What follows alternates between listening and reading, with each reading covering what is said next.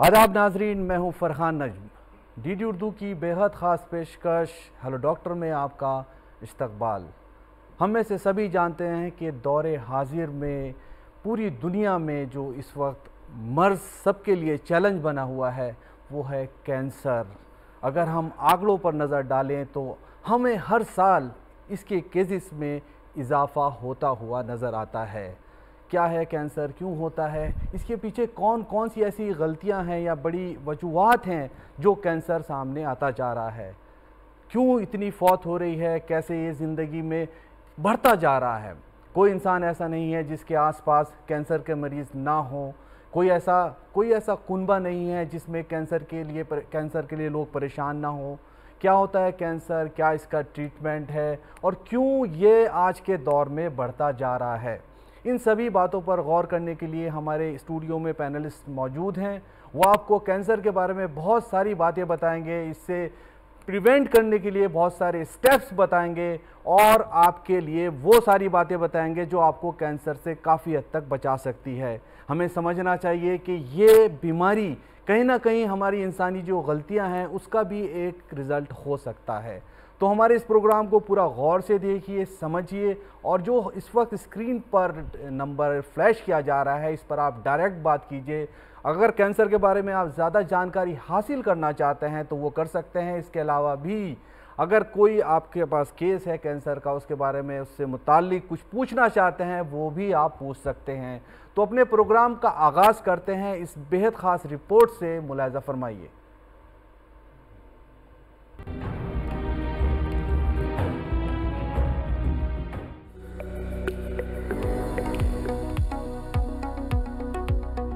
सेहतमंद तर्ज जिंदगी के बावजूद बाज़ औक़ात मौसम की तब्दीली या जिस्मानी कमजोरी बीमारियों का सबब बनती है, जिनमें बरवक्त इलाज से उफ़ाक़ा मुमकिन है। यही उसूल कैंसर पर भी लागू होता है। अगर वक्त पर तशख़ीस और इलाज हो जाए तो कैंसर काबिले इलाज हो सकता है। कैंसर एक जानलेवा बीमारी समझी जाती है जो जिस्मानी सेहत पर गहरे असरात डालती है। ये बीमारी उस वक्त पैदा होती है जब जिस्म के सेल्स गैर मामूली तौर पर बढ़ने लगते हैं। नॉर्मल सेल्स कंट्रोल अंदाज में बढ़ते हैं, मगर कैंसर में ये निज़ाम बिगड़ जाता है। इसकी वजह से गैर ज़रूरी सेल्स बनते हैं और पुराने सेल्स खत्म नहीं होते, जिसके नतीजे में सेल्स का मजमूआ ट्यूमर की शक्ल इख्तियार कर लेता है। कैंसर को एक जीनियाती बीमारी भी कहा जाता है। बाज़ अफराद में ट्यूमर सप्रेसर जीन्स में मायोटिशन की वजह से कैंसर पैदा होता है, खास तौर पर अगर खानदान में किसी को कैंसर हो चुका हो। बेहतर स्क्रीनिंग से बीमारी की बरवक्त तशख़ीस मुमकिन है। कैंसर की अलामात देर से जाहिर होती है, जैसे गैर मामूली दर्द, गांठ, वजन में कमी, मुसलसल थकावट, सीने में तब्दीली, निगलने में दुश्वारी या मुसलसल खांसी। इन अलामात को हरगिज नजरअंदाज ना करें। आम अक़साम में ब्रेस्ट कैंसर, सर्वाइकल, बच्चेदानी, मुंह, गले और दिमाग का ट्यूमर शामिल है। मालूमात की कमी के बायस अक्सर लोग वक्त पर जांच नहीं करवाते। आइए मिलकर कैंसर से मुतालिक आगाही बढ़ाएं और इस मोहलक बीमारी के खिलाफ मजबूत अहद करें।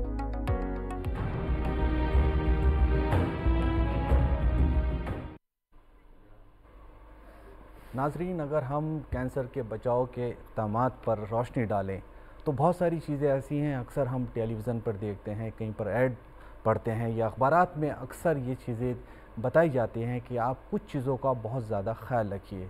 हमारी सरकार इसके लिए हमें बहुत ज़्यादा बेदार कर रही है। जो हमारे तिबी माहिरीन हैं वो हमें वक्त पर बताते हैं और हमें कहते हैं किन चीज़ों का हमें ख्याल रखना चाहिए, जिनमें ख़ास तौर से हमारी जो लाइफ स्टाइल है उसको समझना बहुत ज़रूरी है कि किस तरह का सेहतमंद लाइफ स्टाइल होना चाहिए।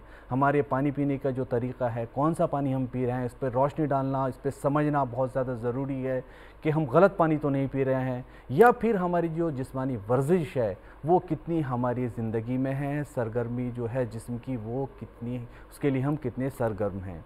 तो आज कैंसर पर बात होगी, उसके अवेयरनेस पर बात होगी और आपके लिए वो सारी बातें होंगी जो बहुत ही फ़ायदेमंद हैं। उसके लिए मेरी गुजारिश ये है आपसे कि आप पूरे प्रोग्राम को गौर से देखिए और हमारे माहिरीन से भी अपनी राय ले सकते हैं आप जो राय लेना चाहें।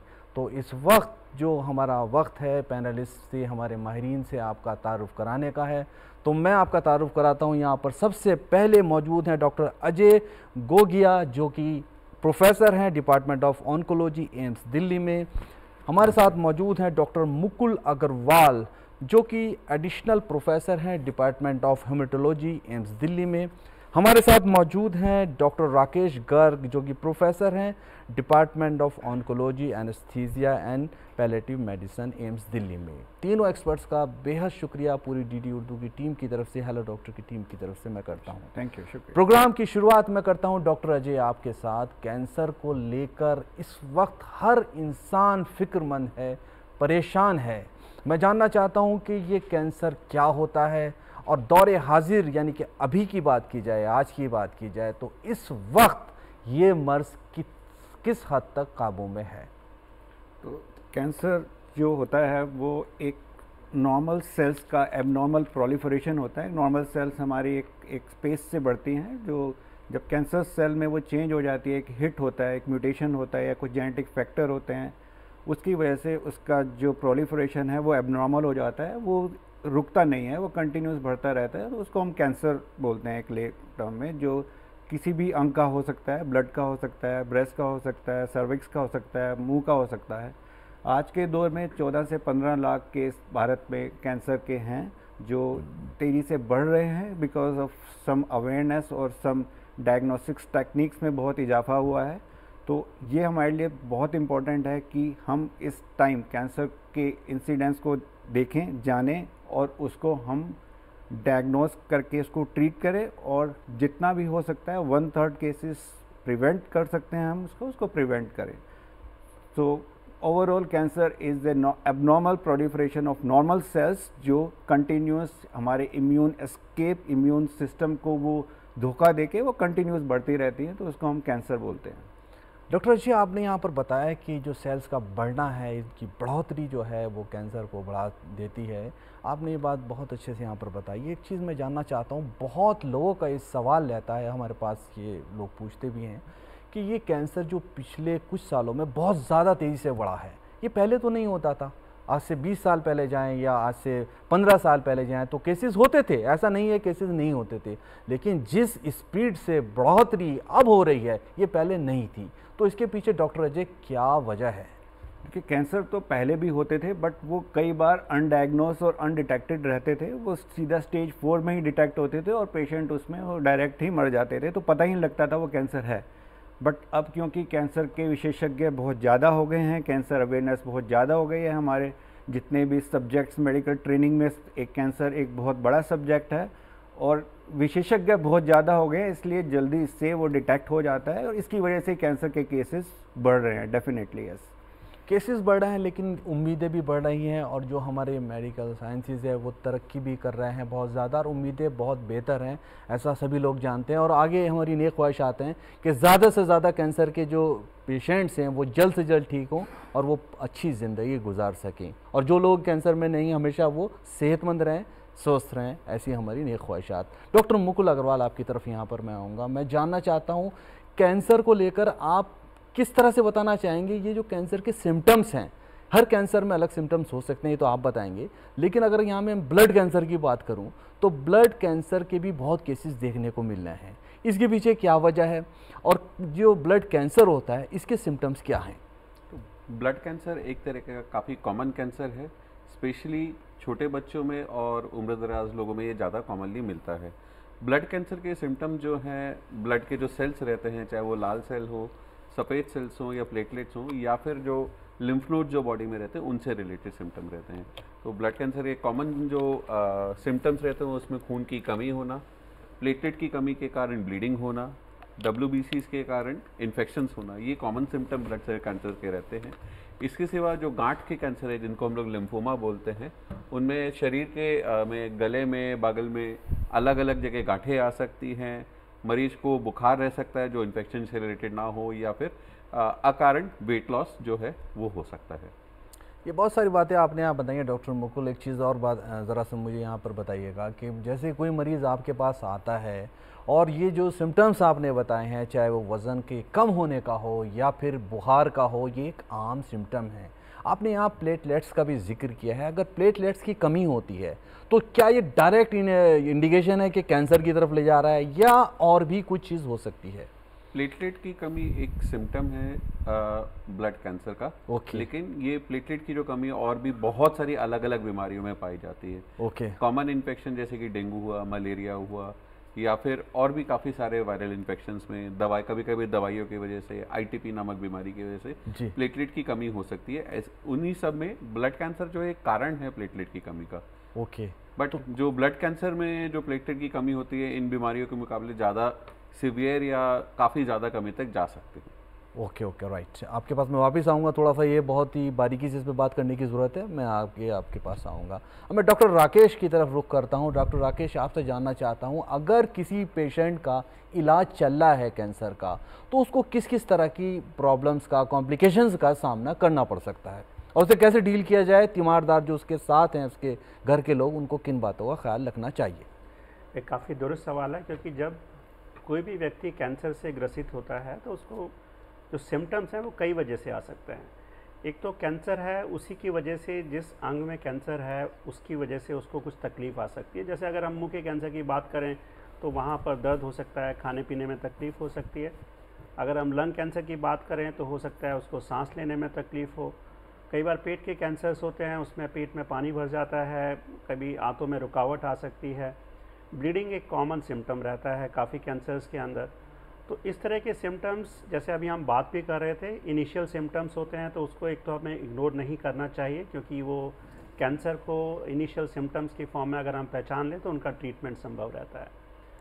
जब ट्रीटमेंट स्टार्ट करते हैं तो कुछ ट्रीटमेंट जो भी हम देंगे, अगर हम ट्रीटमेंट की बात करें तो मेनली 3 तरह की थेरेपी उनको दी जाती है। या तो सर्जरी करते हैं, या कुछ दवाइयों से ठीक करते हैं, जिनको मेडिकल ऑन्कोलॉजिस्ट कीमोथेरेपी, इम्यूनोथेरेपी या इस तरह की दवाइयाँ देकर ठीक करने की कोशिश करते हैं, या सिकाई करते हैं जिसको रेडिएशन थेरेपी मिलते हैं, और कभी कभी ये सब कुछ इकट्ठा भी किया जाता है।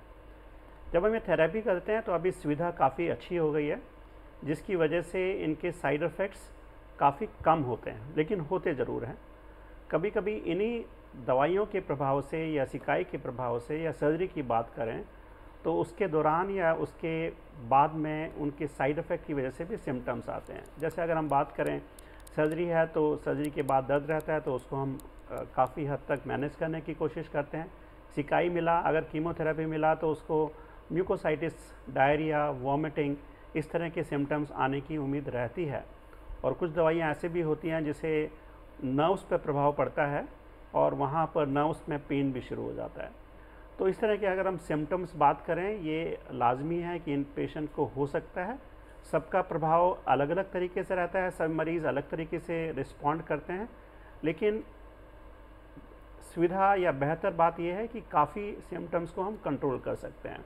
तो आप ट्रीटमेंट को मत रोकिए, ट्रीटमेंट अपना जारी रखिए, और इस तरह के जो सिम्टम्स हैं अपने ट्रीटिंग फिजिशियन को, जो medical oncologist, surgical oncologist, radiation oncologist, और काफ़ी जगह आजकल पेन पैलेटिव के क्लिनिक्स भी होते हैं, वहाँ पर आप दिखाएं तो ये सिम्टम्स हम काफ़ी 70, 80, 90% तक को कंट्रोल कर सकते हैं। इस बात को समझना बेहद ज़रूरी है। पैलेटिव केयर के बाद ये सारे जो अलामात हैं, जो बैड सिम्टम्स हैं, ये काफ़ी हद तक कंट्रोल किए जा सकते हैं। ज़रूरी है कि आप निगरानी में रहें उन एक्सपर्ट्स की जिनकी आपको ज़रूरत है। यहाँ पर एक चीज़ समझना बहुत ज़्यादा ज़रूरी है कि जो अलामात होते हैं वो या सिम्टम्स जिनको कहा जाता है, बहुत ही मेन हैं, इनके बारे में समझना बेहद ज़रूरी है। अब मैं डॉक्टर अजय आपके पास आऊँगा, आपसे जानना चाहता हूँ कि जो हर तरह का कैंसर होता है, जैसे कि डॉक्टर मुकुल से मैंने ब्लड कैंसर की यहाँ पर सिम्टम्स की बात की, अब मैं कॉमन कैंसर की बात कर रहा हूँ। हर तरह का कैंसर जो होता है उसके शुरुआती जो लक्षण हैं, सिम्टम्स हैं, शुरुआती अलामात है, वो क्या है? तो सबसे इम्पॉर्टेंट है कि कोई भी कैंसर एक कॉमन सिम्टम्स के साथ ही स्टार्ट होता है कि वो किस अंग का है। तो सबसे पहले इम्पॉर्टेंट है, जो भारत में सबसे इम्पॉर्टेंट तो मोस्ट कॉमन कैंसर है फीमेल्स में, वो है ब्रेस्ट कैंसर। सेकंड है सर्वाइकल कैंसर, एंड नंबर 3 है ओवेरियन कैंसर।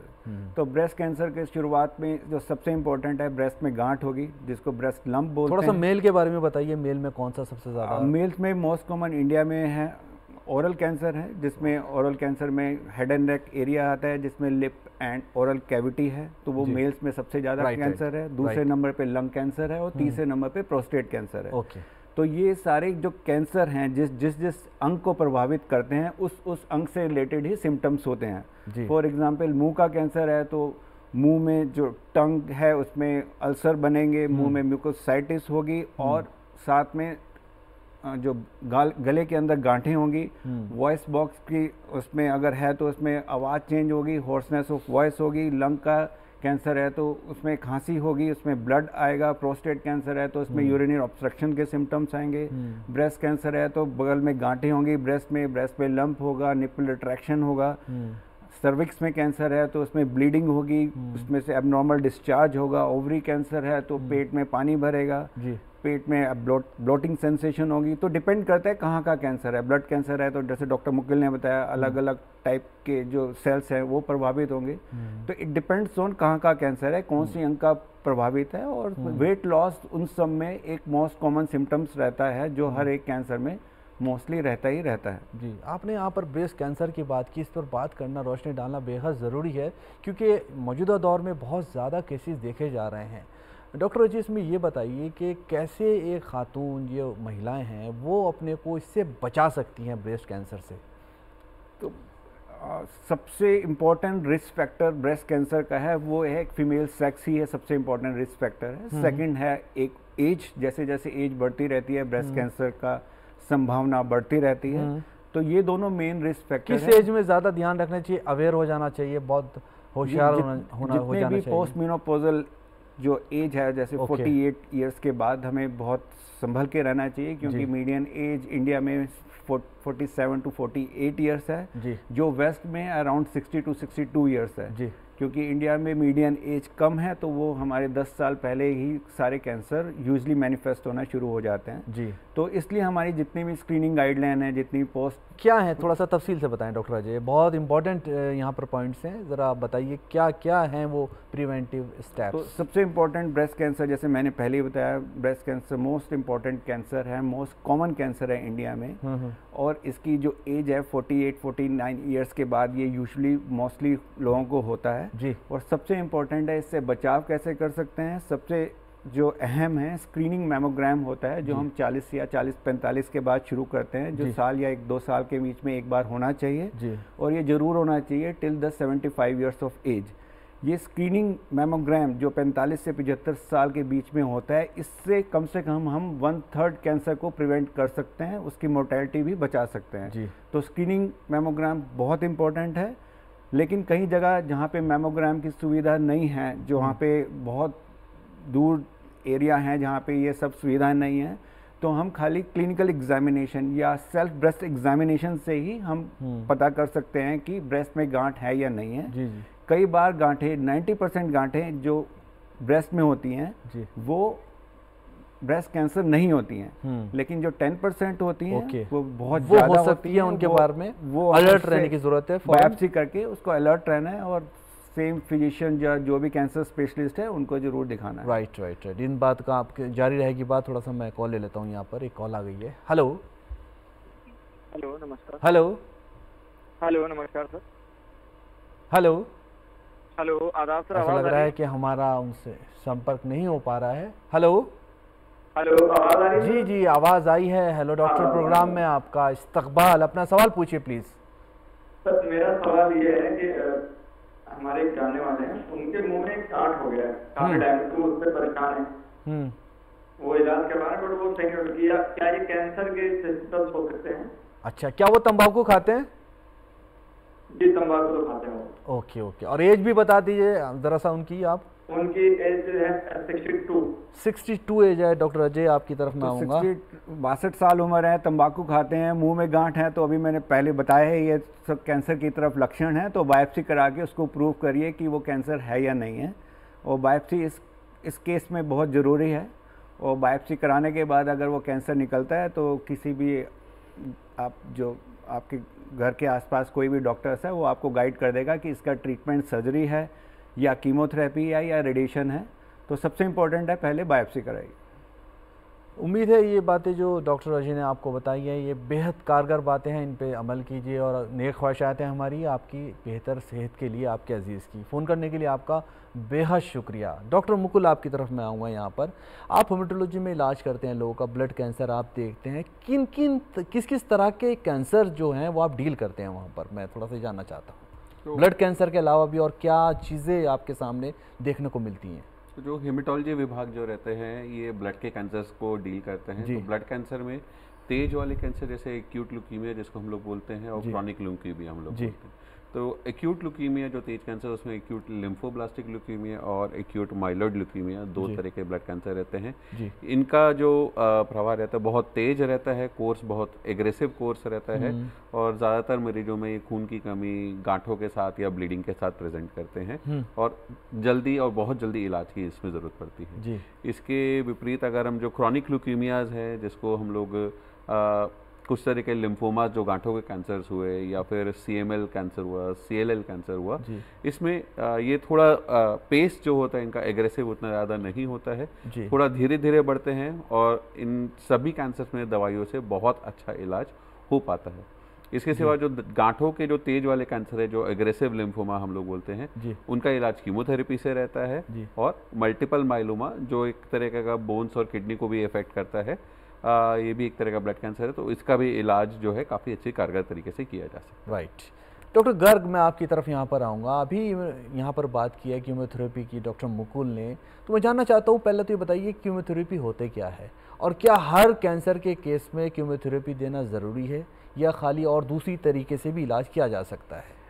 अगर हम कैंसर की ट्रीटमेंट की बात करें तो हमने जैसे पहले बताया कि 3 ऑप्शंस हमारे पास होते हैं जी। सर्जरी, कीमोथेरेपी के साथ आजकल कुछ और दवाइयाँ भी आ गई है जिनको इम्यूनोथेरेपी, टारगेटेड थेरेपी कहा जाता है जी, और साथ में रेडिएशन थेरेपी। थोड़ा सा बताइए इसके बारे में, आजकल ये थेरेपी बहुत ज़्यादा फेमस हो रही है, थोड़ा बताइए प्लीज़। अगर हम तीनों के बारे में बात करें तो डिपेंड करता है कि किस तरह का कैंसर है। जैसे डॉक्टर गोगिया भी बात कर रहे थे, अगर अब जैसे अभी हमारे पास दर्शक का फ़ोन आया जी, तो कई बार हम सर्जरी करके वो पूरा ट्यूमर निकल जाता है, तो वहाँ पर जरूरत नहीं पड़ती है जी।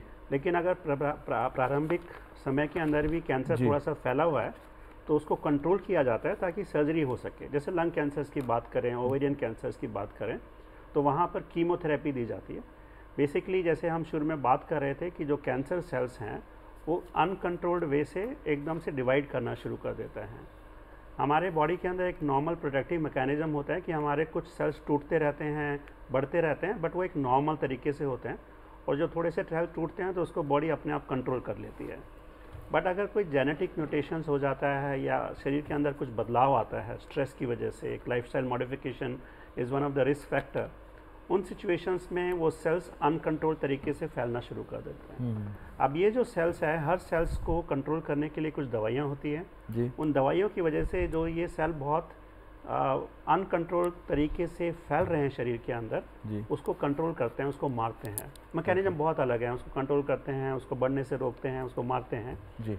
रेडिएशन थेरेपी भी कुछ इसी तरह से रहता है कि जहाँ पर जहाँ कैंसर सेल्स हैं वहाँ पर फोकस कुछ किरणें दी जाती हैं, रेडिएशन दी जाती है, जिसकी वजह से वो कैंसर सेल्स मर जाते हैं।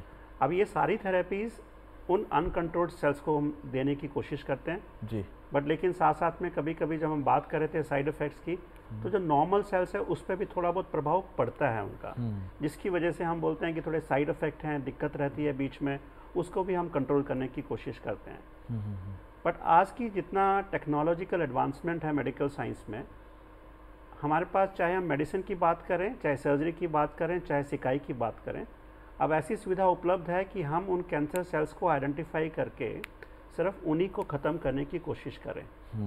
इसी की वजह से हमारे पास कुछ टारगेटेड थेरेपीज़, इम्यूनोथेरेपीज़, जो इस तरह की थेरेपीज़ आई हैं।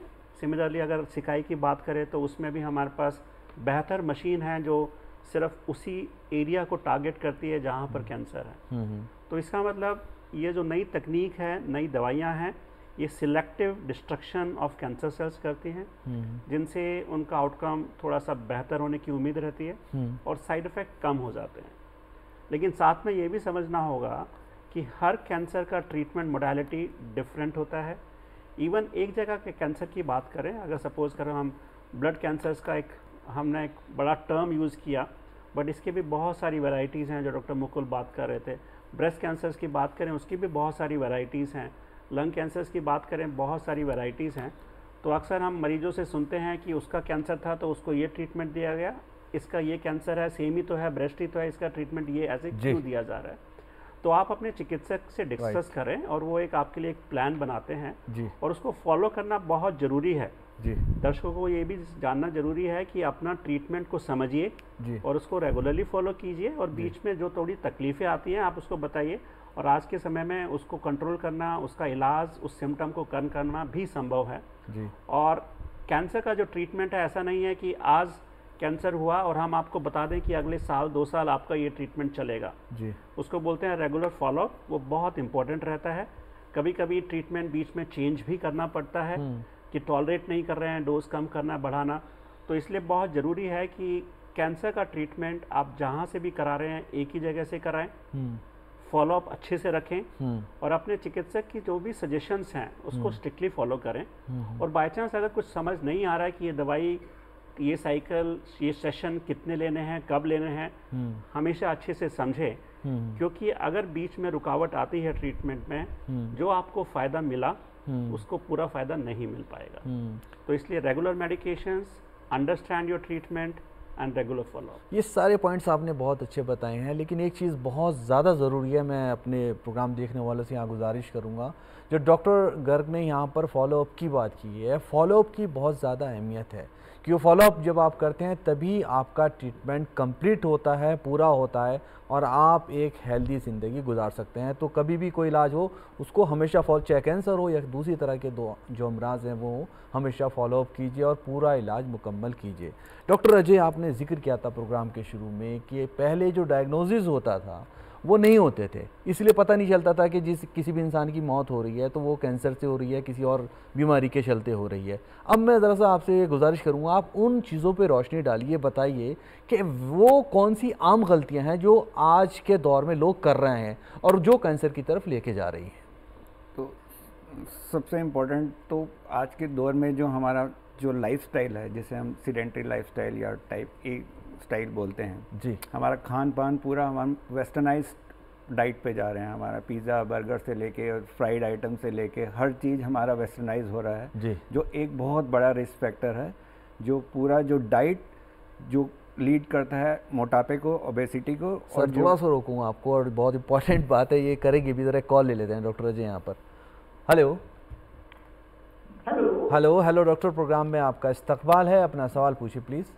नमस्कार जी, मेरा सवाल ये है कि ये कैंसर के सेल हैं कि क्या कैसे बनते हैं, पुराने सेल होते हैं, नए सेल होते हैं, तो कैसे बचाव किया जाता है? ओके ओके डॉक्टर अजय, आपसे ही लूँगा क्योंकि बात भी चल रही थी, अभी सवाल भी कुछ उससे ही ताल्लुक़ रखता हुआ था।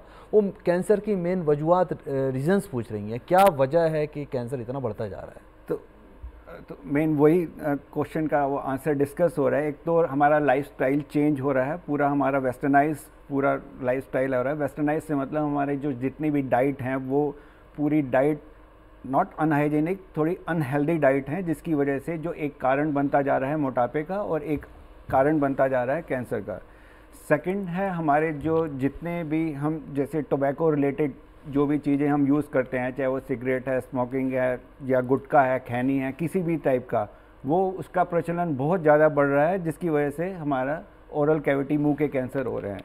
तीसरा एक रीज़न है, एक HPV इन्फेक्शन है, जिसकी वजह से हमारे मुंह के कैंसर और सर्वाइकल कैंसर, ये दोनों HPV एक वायरस की वजह से हो रहे हैं। इसलिए हमारे पास जैसे सर्वाइकल कैंसर वैक्सीन्स हैं जो हम अभी हर प्रोग्राम में आ गया है। Every female of 9 to 13 years of age और 21 ईयर्स ऑफ एज उस वैक्सीन को लगाना ज़रूरी है, ताकि हम सर्वाइकल कैंसर के प्रिवेलेंस और इंसिडेंस से हम उसको कम कर सकें। और फोर्थ मोस्ट कॉमन कैंसर है जेनेटिक फैक्टर, रहते ही हैं हमेशा, जैसे 10 से 15% कैंसर सारे जेनेटिक्स रिलेटेड रहते हैं, जिसमें मोस्ट कॉमन हमारे ब्रेस्ट और ओवेरियन कैंसर हैं जो हेरिडिटेड से रिलेटेड रहते हैं, जो आनुवांशिक होते हैं, जो हमारे जैसे फर्स्ट डिग्री रिलेटिव होते हैं, वो पीढ़ी दर पीढ़ी वो हमारे आनुवांशिक होते रहते हैं, मतलब वो हेरिडिटरी में होते रहते हैं। तो ये 5-6 फैक्टर्स हैं जिनको हमें अच्छे से ध्यान रखना चाहिए। और सपोज जो रिस्क फैक्टर हैं उस पर फोकस रखना चाहिए। जैसे रिस्क फैक्टर है लंग कैंसर और ओरल कैविटी के, जैसे सिगरेट स्मोकिंग और तंबाकू, इसको अवॉइड करिए। जैसे सर्वाइकल कैंसर है, वैक्सीनेशन है, आप 9 से 21 साल के बीच में वैक्सीनेशन लगवाइए। सिगरेट स्मोकिंग इन सभी बातों का ध्यान रखना चाहिए। अगर इन पर आप अमल करते हैं तो काफ़ी हद तक बचाव की उम्मीद की जा सकती है। फ़ोन करने के लिए आपका बेहद शुक्रिया। डॉक्टर मुकुल, आपकी तरफ आऊँगा मैं और ये सेम सवाल आपसे ही करना चाहूँगा कि ब्लड कैंसर के जो केसेस बढ़ रहे हैं बहुत ज़्यादा, तो इसके पीछे क्या कोई हमारी जो लाइफ स्टाइल है वो वजह है या कुछ और चीज़ें हैं या मोटापा है? आप कैसे रोशनी डालना चाहेंगे इस बात पर? देखिए, ब्लड कैंसर, कुछ कैंसर तो ब्लड के ऐसे हैं जिसमें जेनेटिक कारण रहते हैं। जैसे छोटे बच्चों में जो कैंसर रहता है उसमें कभी कभी जेनेटिक कारणों से कुछ सिंड्रोम रहते हैं, डाउन सिंड्रोम वगैरह हुए, या फिर रेडिएशन एक्सपोजर हुआ किसी कारण से, या केमिकल्स एक्सपोजर अलग तरीके से रहा, तो उस कारण से ब्लड कैंसर रहते हैं। दूसरा जो एक ब्लड कैंसर का जो पीक जो आता है वो आता है ओल्ड एज में, 60+ एज में। तो उस टाइम पर अलग अलग म्यूटेशन जो इकट्ठी हुई होती हैं वो एक कारण रहता है। कुछ ब्लड कैंसर्स हैं, हॉटकिन लिम्फोमा हुआ या CLL वगैरह, उसमें हम लोग और ये जेनेटिक कारण ज़्यादा देखते हैं, जिसमें फर्स्ट डिग्री रिलेटिव जो सगे जो भाई बहन हैं वो या पेरेंट्स के बाद बच्चों में होने के चांसेस थोड़ा सा ज़्यादा पाए गए हैं। अदरवाइज ब्लड कैंसर के इस तरीके से रिस्क फैक्टर्स और ज़्यादा नहीं है। जी जी जी, थोड़ा सा ये बताइए, इसमें जो बच्चों के कैंसर की बात की आपने बताया था कि बच्चों में और जो एजिड लोग हैं उनमें ज़्यादा एक्सपोजर है ब्लड कैंसर का। तो बच्चों की अगर जिक्र किया जाए, बात की जाए, तो बच्चों में क्या ऐसे सिम्टम्स हैं जिसको पहचाना जा सकता है कि ये खुदा न खास्ता इस तरह की परेशानी की तरफ बच्चा जा रहा है? देखिए, अगर हम लोग पहले शुरुआत, जैसे डॉक्टर साहब ने पहले बताया, ये है कि साइट के ऊपर डिपेंड करेगा कैंसर किस जगह का है, उसी हिसाब से उनके सिम्टम्स रहते हैं। बच्चों के जो कैंसर रहते हैं उसमें कॉमन कैंसर आँख का कैंसर रहता है, रेटिनोब्लास्टोमा हुआ, या किडनीज का कैंसर हो सकते हैं, या फिर ब्लड कैंसर भी काफ़ी कॉमनली छोटे बच्चों में पाए जाते हैं। तो ब्लड कैंसर के सिम्टम तो हम लोगों ने पहले ही बात किया, अनीमिया हुआ, खून की कमी, ब्लीडिंग हुआ, गांठें वगैरह आना हुआ। छोटे बच्चे कई बार बोनी पेन्स की कंप्लेंट करते हैं, जिसमें उनको पैर वैर चलने में भी दिक्कत होता है या छूने में भी बहुत दर्द रहता है। तो इस तरह के कॉमन सिम्टम्स रहते हैं। क्या वेट का भी कुछ ताल्लुक है बच्चों के बढ़ना या घटना कुछ उसमें? यूजुअली वेट लॉस एक कॉमन सिम्टम इसमें भी रहता है। जहाँ का कैंसर है, जैसे आँख का कैंसर है या दिमाग का कैंसर है, तो उस तरीके से आँख के पास स्वेलिंग आना, ये एक सिम्टम रह सकता है उस चीज़ों में। ओके। डॉक्टर गर्ग, मैं आपकी तरफ यहाँ पर आना चाहूँगा। एक बहुत ही इंपॉर्टेंट सवाल है, हमारे प्रोग्राम देखने वाले भी सोच रहे होंगे कि वो होना बहुत ज़रूरी है उस क्वेश्चन का इस प्रोग्राम में। आपके पास कोई पेशेंट आता है और उसको आपको लगता है कि ये है कैंसर पेशेंट हो सकता है, तो आप उसका डायग्नोसिस किस तरह करते हैं, डिटेक्शन किस तरह से होता है कि इस मरीज़ में कैंसर है? जो भी कैंसर, जैसे अभी हम सिम्टम्स की बात कर रहे हैं, तो उसको प्रारंभिक एक क्वेश्चन भी इम्पॉर्टेंट है, और ये आई थिंक दर्शकों के लिए मैसेज भी इम्पॉर्टेंट रहेगा कि जो हम सिम्टम्स की बात कर रहे हैं इनको इग्नोर नहीं करना है। जैसे अभी दर्शक ने भी पूछा, अगर कोई गांठ है, ब्लीडिंग है, तो इसको आप इग्नोर मत कीजिए। जब ये व्यक्ति हमारे ऑन्कोलॉजी क्लिनिक में आएगा तो वहाँ पर उसकी हिस्ट्री एग्जामिनेशन तो करते ही हैं, साथ में वहाँ से थोड़ा सा उस टिश्यू का टुकड़ा लिया जाता है जिसको बायोप्सी बोलते हैं, या FNAC भी कभी कभी करते हैं जी, और उसको स्टडी किया जाता है कि उसमें कैंसर के सेल्स हैं कि नहीं हैं। दूसरा, हमें ये भी देखना होता है कि कैंसर सिर्फ एक ही जगह पे है या फैल गया है, क्योंकि ट्रीटमेंट मोडालिटी चेंज हो जाती है। उसके लिए कुछ CT स्कैन, MRI, अल्ट्रासाउंड करके देखते हैं, ताकि PET CT भी, ताकि पता चले कि कैंसर सिर्फ उसी जगह जहाँ पर प्रारंभिक शुरू हुआ था वहीं पर है या फैल गया है, ताकि एक ट्रीटमेंट मोडालिटी बन सके। इस सारे के बेसिस पे पूरा जो हमारा एक ट्यूमर बोर्ड रहता है कभी कभी, तो एक कंबाइंड डिसीजन रहता है कि ये कैंसर है, कैंसर इस टाइप का है, कैंसर की स्थिति ऐसी है कि वो एक ही जगह है या फैल चुका है, और ये उसका ट्रीटमेंट प्रोसेस रहेगा। तो इस सारा का सारा जो इलाज का इनिशियल स्टेटस रहता है, एक कंबाइंड डिसीजन रहता है। लेकिन साथ में हम यहाँ ज़रूर बोलना चाहेंगे दोबारा से कि अपने इनिशियल सिम्टम्स को इग्नोर नहीं करें, क्योंकि अगर इनिशियली सिम्टम्स हम आम भाषा में बोलते हैं स्टेज 1 है या लोकलाइज्ड है, अगर वहाँ पर आइडेंटिफाई कर लें तो तकरीबन 2/3 मरीज़ कैंसर से क्योर हो जाते हैं। ये एक थोड़ा सा पॉजिटिव नोट है कि कैंसर एक ऐसी बीमारी है जिसका इलाज संभव है। आम लोग सोचते हैं कि डायबिटीज़ हुआ, हाइपरटेंशन हुआ, इसका इलाज संभव नहीं है, इनको दवाइयों से कंट्रोल करते हैं जब एक बार डिजीज़ हो जाती है। लेकिन कैंसर को अगर इनिशियल फेज़ पे अर्ली आइडेंटिफाई करें और उसका पूरा ट्रीटमेंट दें तो उसका इलाज संभव हो जाता है। तो उसको आप इग्नोर ना करें और किसी भी चिकित्सक को अच्छी जगह जहाँ पर इसकी सुविधा उपलब्ध है।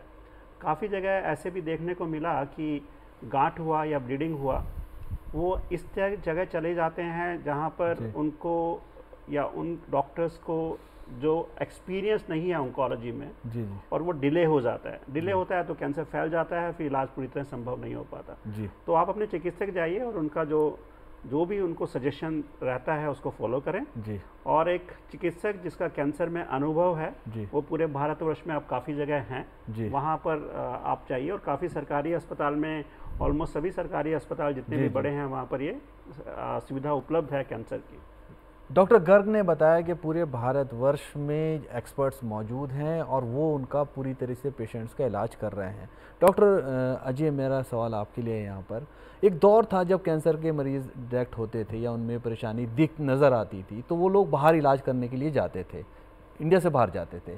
अगर मैं आज की बात करूँ, आज के दौर में हमारी कंट्री में कैंसर का इलाज कितना हद तक मुमकिन है, इसके बारे में क्या बताना चाहेंगे? देखिए, जो पहले लोग बाहर जाते थे या जो भी रीजंस हों, बट आज के दौर में इंडिया में हर तरह का कैंसर का इलाज पॉसिबल है, तो बहुत बाहर जाने की बिल्कुल भी ज़्यादा ज़रूरत नहीं है, क्योंकि जो मोडेलिटी बाहर अवेलेबल है वो इंडिया में अवेलेबल है, नंबर 1। नंबर 2, जो सबसे इम्पॉर्टेंट है, कैंसर को प्रिवेंट करना है, क्योंकि 2/3 of the cancer is preventable. 66% जो कैंसर हैं वो प्रिवेंट किए जा सकते हैं, जो अभी जैसे पिछले जो भी आधे घंटे के डिस्कशन में है। तो कैंसर को हमें होने ही नहीं देना है, और जो जितनी भी स्क्रीनिंग मोडेलिटी हैं उसको हमें अच्छे से हेल्थ सिस्टम में लाना है, क्योंकि जैसे स्क्रीनिंग मोडेलिटी से वो आपका डाउन स्टेज हो जाता है। जैसे हर स्टेज का ट्रीटमेंट और उसका आउटकम अलग अलग होता है। जैसे स्टेज 1-2 की बात करें, उसका जो सर्वाइवल है 90% है। स्टेज 4 की बात करें, उसका सर्वाइवल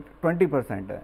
तो हमें उस 20% तक लाना ही नहीं है, हमें अर्ली स्टेज में डिटेक्ट करके उसको अच्छे से ट्रीट करके क्योर करना है, रादर देन उसको लेट स्टेज में करना है। तो सारी ट्रीटमेंट फैसिलिटी इंडिया में अवेलेबल है, बट हमें फोकस करना है प्रिवेंशन पे, ताकि हम अर्ली डिटेक्ट करें और उसको क्योर करें। जी, एक सवाल मैं आपसे और लेना चाहूँगा डॉक्टर अजय। आज ये ब्रेस्ट कैंसर का आप इलाज करते हैं, बहुत पेशेंट्स आपके पास आते होंगे।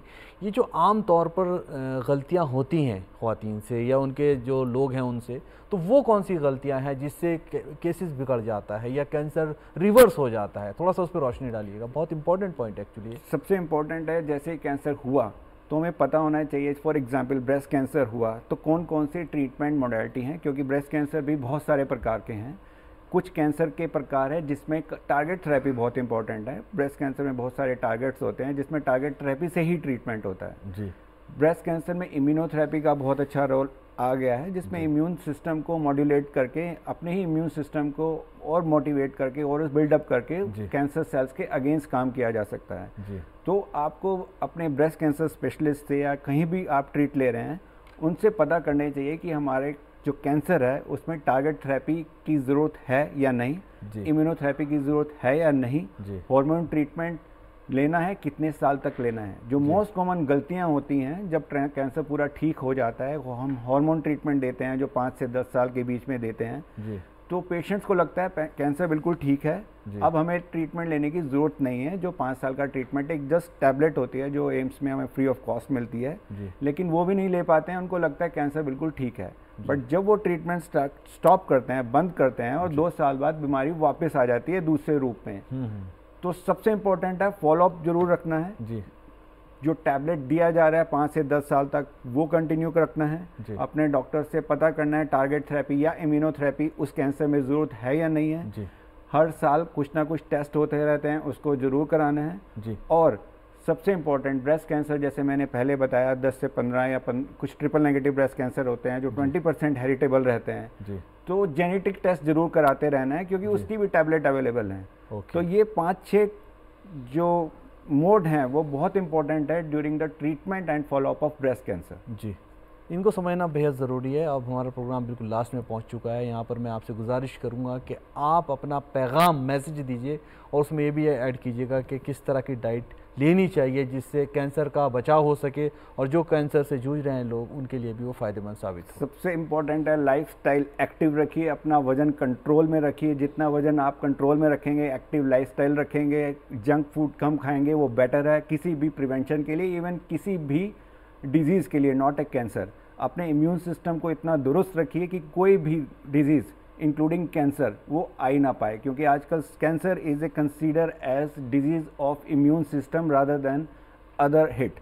तो आप अपना इम्यून सिस्टम इतना कंट्रोल में रखिए, अपना इम्यून सिस्टम इतना स्ट्रॉन्ग रखिए bye diet, exercise, meditation, yoga, anything else जिसमें आपका इम्यून सिस्टम स्ट्रॉन्ग हो, वो स्ट्रॉन्ग रखिए। लाइफस्टाइल मॉडिफाइड करिए, सबसे इम्पॉर्टेंट है। इन केस कैंसर हो भी जाता है तो अर्ली स्टेज में डिटेक्ट करके अपने डॉक्टर्स के पास जाइए ताकि वो क्योर हो सके।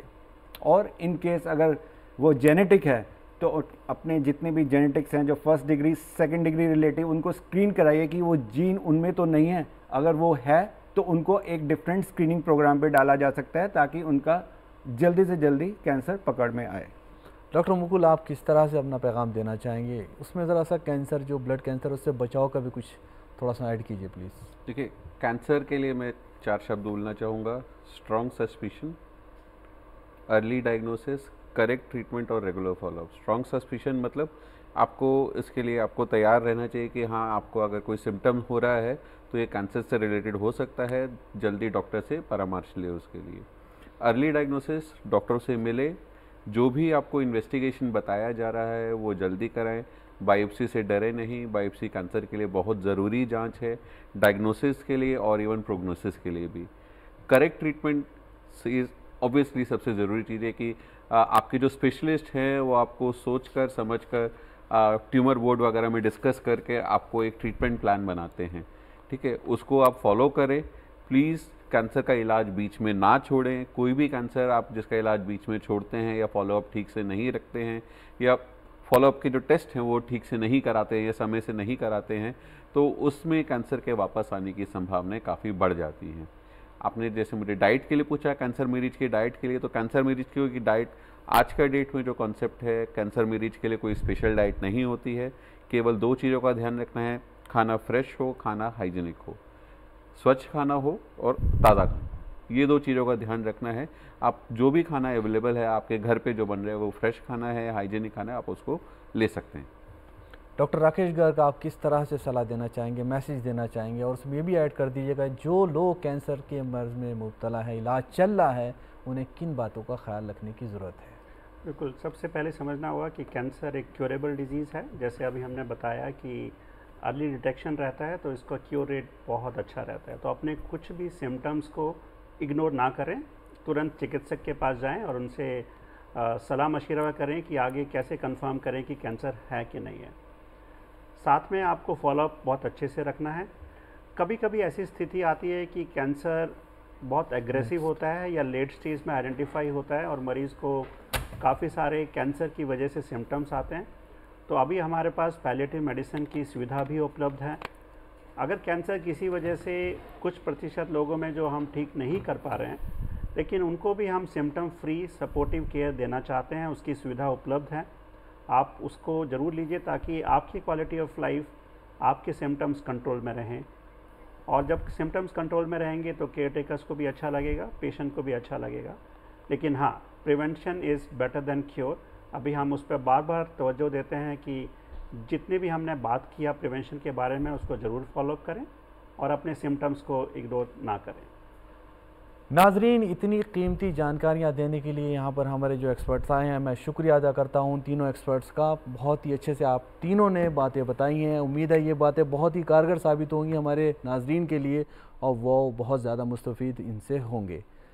देखिए, ये प्रोग्राम जो आज हमारा था, ये कैंसर अवेयरनेस को लेकर, ये हमारी जो मकसद है वो ये है कि आपको बेदार करें, अवेयर करें, और उम्मीद करते हैं ये सारी चीज़ें आपने काफ़ी अच्छे से समझी होगी। हमारा ये प्रोग्राम जो इस वक्त आप देख रहे हैं, इसमें अगर आप अपना कोई सजेशन देना चाहते हैं, किसी भी तरह की सलाह देना चाहते हैं, जो आईडी हमारी इस वक्त दिखाई जा रही है स्क्रीन पर, आप इस पर डायरेक्ट अपनी मेल भेज सकते हैं अपने सजेशंस दे सकते हैं। दूसरे नंबर पर हमारा जो यूट्यूब पर हमारा प्रोग्राम अपलोड हो जाता है, इस पर भी आप देख सकते हैं। और अब बात है, बहुत ही ख़ास बात है हमारे अगले एपिसोड के बारे में। हमारा जो ब्रेन है वो हमारे पूरे बॉडी को चलाता है, तो उसकी हेल्थ के बारे में भी हमें बेदार रहने की ज़रूरत है, समझने की ज़रूरत है। तो हमारा अगला एपिसोड होगा ब्रेन हेल्थ पर, ज़रूर देखिएगा और अपना बहुत ख्याल रखिएगा, खुश रहिएगा, सेहतमंद रहिएगा। आदाब। फल और सब्जियां खाएं और प्रोसेस्ड फूड से परहेज करें। मोटापा कैंसर के खतरात को बढ़ा सकता है, इसलिए वजन को कंट्रोल में रखें। खानदान में कैंसर का मर्ज हो तो डॉक्टर से मशवरा करें। जिल्द के कैंसर से बचने के लिए सनस्क्रीन का इस्तेमाल करें। तंबाकू नोशी कैंसर के मुख्तलिफ अक़साम का सबब बन सकती है, इससे बचें।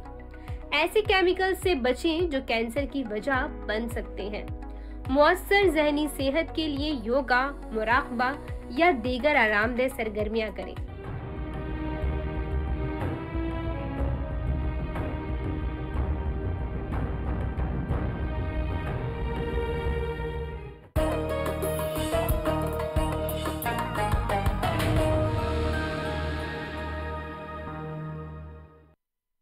अब क्या देख रहे हो पापा? तुम कहते हो ना कि स्टॉक